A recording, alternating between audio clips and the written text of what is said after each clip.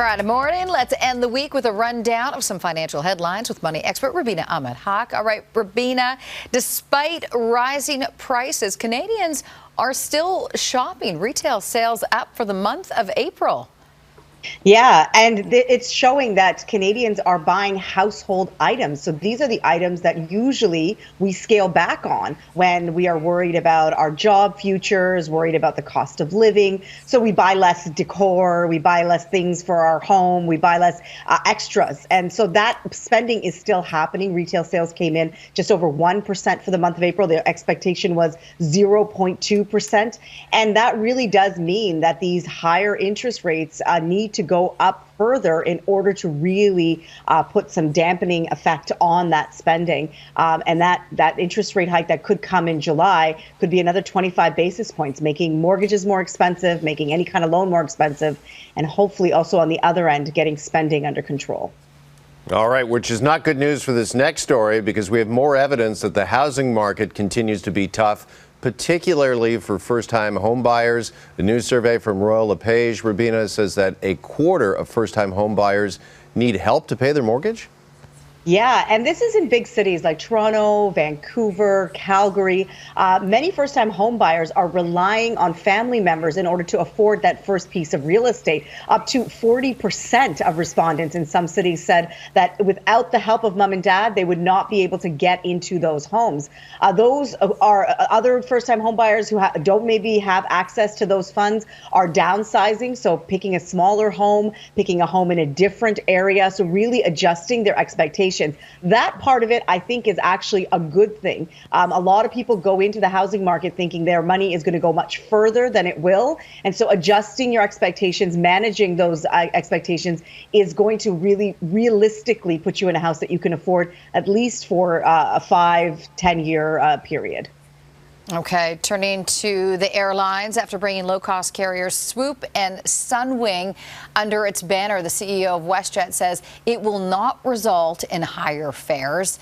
But Rubina, doesn't less competition usually equal higher prices?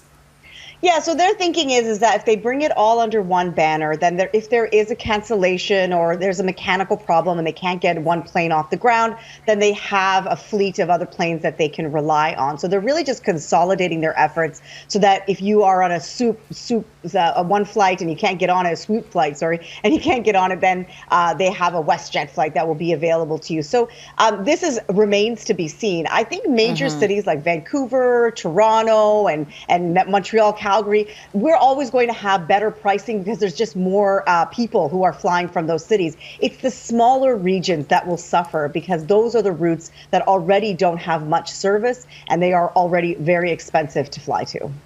That's a good point. Great point there. Okay, let's move to the bread price fixing scandal because Canada Bread the other day, Rubina, was fined a record $50 million for its role in price fixing. And I know Sylvain Charlebois, the food professor or a friend of the morning show, he tweeted the other day that it has cost Canadians some $1.2 billion, yet this $50 million fine seems to be really only a drop in the bucket when you consider how much it's cost all of us. Can you explain what happened, and do you think that this fine, is it going to fix the problem of price fixing? So I don't know if it's going to fix the problem of price fixing. And Sylvain Charlebois is correct. It is just a fraction. There are some estimates that this price fixing scandal profited these companies collectively $5 billion over several years. So that $50 million represents 1% of what they would have made, what they did make from fixing those bread prices higher. So the story is it broke 7 years ago. That number of different grocery store chains, top level executives were speaking about how they could raise prices on their bread, and they all did at the same time. So giving consumers little choice of how much they can pay for that. And this really does highlight that all products need to have a better look at. So main things that we buy like eggs and milk and meat and other vegetables and fruits, there definitely needs to be a closer look at how these prices are set and what what conversations are happening to make sure that this is not happening with another product. Loblaws was able to get immunity by giving out those $25 gift cards. You'll remember a few years ago, you could apply for one. All you had to say is, I bought bread in the last 10 years. But maybe this fine now really does, with Canada Bread, does really show that we need to look closely at how these prices are set, especially right now with grocery prices up 10% year over year. All right, we just talked about it at the opening of the show. Rubina, I want to hear your thoughts on this. Loblaws has started checking receipts as more and more customers use the self-checkout. They want to check out what's in our bags to make sure we bought what we said we bought. What should shoppers know about this process? So I don't know from a legal point of view whether you have to show your grocery items. So I've been reading that, in some cases you don't have to show what's in your bag. It's your own products. You've bought them now. But that's something that I think that a lawyer could answer better than me. I think it is frustrating, though, because grocery store chains are trying to save money by putting these online checkouts into their stores. So they're trying to, have less labor costs because you're doing all the work. And then they're saying to you, we don't trust you either, right? So they're, on the other side of it, they're saying, we want to make sure that you're able to do your job, which is just a job they got rid of, properly. So it's a really frustrating experience.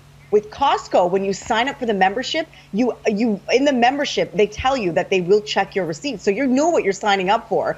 And like you mentioned there in the opening, Caroline, it's all open in the basket. It's very easy for them to see all the items rather than you having to unpack groceries that you packed yourself. Just packed myself with my reusable bags. I've just packed it 100%. all, and now I'm going to unpack it. Well, we appreciate you unpacking this in a number of financial items in headlines on this Friday. Rubina, good to see you as always, and have a great weekend. Yeah, thank you. See you later, guys.